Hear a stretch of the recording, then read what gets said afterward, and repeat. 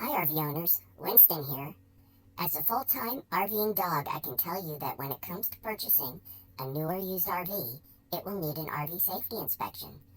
A good one will take 4 to 8 hours to accomplish. You can hire someone and pay $500 to $1,000 or more, or you can do it yourself. My dad can teach you how. He's great with RVs, and he has so much experience as an RV trainer, RV consultant, and full-time RVer since 2008. He's qualified to teach you how you can do an RV inspection yourself, if you are a do-it-yourself kind of person. Man or woman, it does not matter. He says if trained right, anyone can know the RV they are purchasing is safe and ready to hit the road. So if this sounds like something you are interested in, he has a complete RV inspection checklist listed on YFTRVL.com.